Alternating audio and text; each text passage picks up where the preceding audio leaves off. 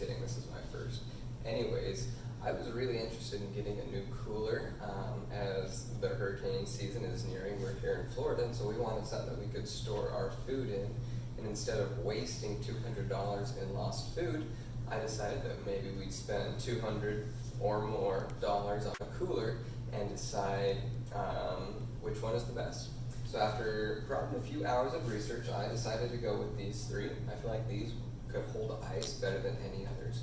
This is not a review to see which cooler holds ice the longest, because I am not going to need to hold ice longer than 7 days, which all of these can very easily do.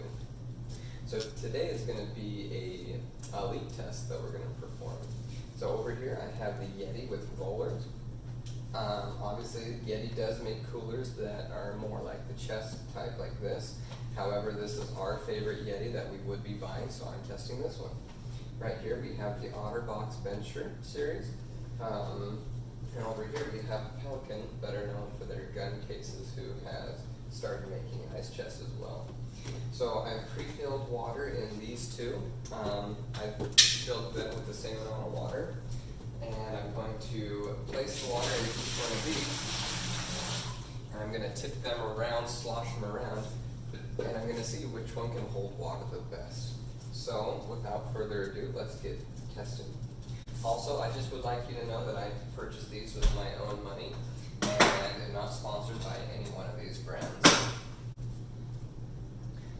Now, speaking of latches, I would have to say that Otterbox makes my favorite latch. It uses a rubber hinge so it can tighten things down, just like Yeti does. However, the latching mechanism is much better on the Otterbox. On the Pelican, if your finger goes right behind here and you press that, it's going to give your finger a big pinch. You got to be very careful with that. So anyways, I have water in each one of these. Let's get tested and see which one. We'll start with the Yeti over here on this side. So I will bring it out here in the middle of the floor and we will slosh it around and see what happens. To the front, to the side, to the other side.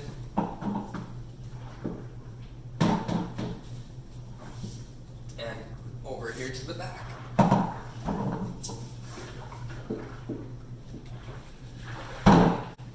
Alright, so not bad at all.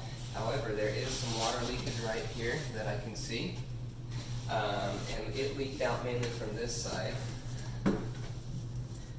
That is the side where the seam is. But other than that, it kept most of the water dry, or most of the cooler dry, apart from this side. So I would say that's a fail. However, very little water is leaked out from here. So I'm going to quickly clean up the floor, and then we'll get testing the Otterbox. So I'm going to quickly clean up the floor, and we'll get testing on the Otterbox. Here we are with the Otterbox Venture series. Tip it to the front. Tip it to the side.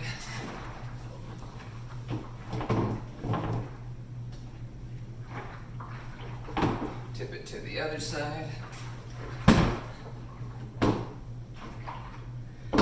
And of course, tip it to the back.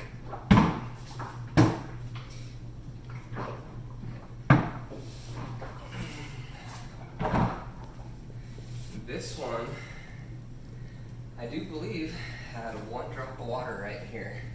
So not terrible, definitely better than the Yeti. Let's open it up and see how it turned out on the inside.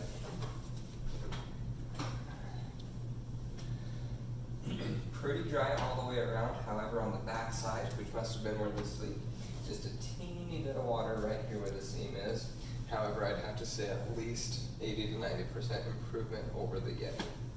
Alright, I'll clean this up and get testing on the Pelican.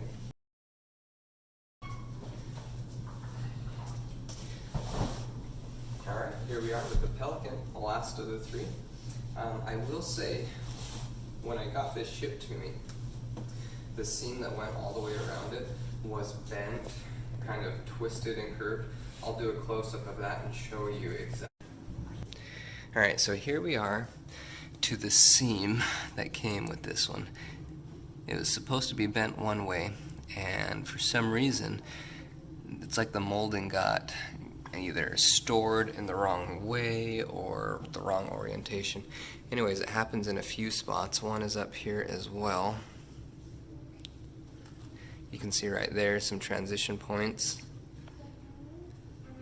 And it does it right here as well. But the biggest one, look at the seam gap right there as well. Water is definitely going to be leaking through that. And then there's probably the worst where it just got really bent out of shape. So let's get testing this and see how well it holds up. Front. Side. Other side. Okay, there's already some water leaking right here.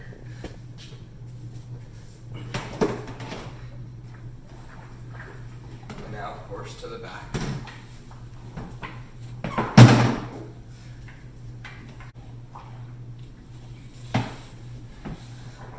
Okay, so quite a bit of water. I'm already stepping in water while doing this. So, more water is leaking as I moved it after this. So this is exactly what I wanted to test. I wanted to see which one, if it were to tip over in your car, you're going to be worried about getting soda pop or melted ice or water anywhere and everywhere. All of them did leak water a little bit. The Pelican by far leaked the most, as you can see.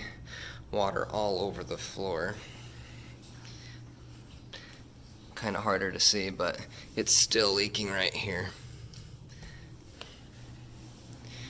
I'd say second place for the leak test was the Yeti. Mainly only leaked out of one side right there on the left side of the Yeti. And that's where all the water was coming out of on the floor. And then I would say the first place for the leak test is the Otterbox Venture 65. I do like the latches on that as well. No problems with the shipping, and it does not have the wheels though, which I wish, because that is one of the reasons why we were going to get the Yeti. My final opinion, after everything is said and done, all of these are expensive, over $300. I'm going to be sticking with the Otterbox, the Venture. I like the latches. It does have a lifetime warranty on everything. Yeti does not, although I do like the latches over there as well. Otterbox has a warranty, however, it's a limited warranty, and so you do need to be careful on what it covers and what it does not cover. Anyways, I hope this video helped you guys, and hopefully it can help you when you're making your decision. Obviously, these aren't cheap, so good luck spending your money.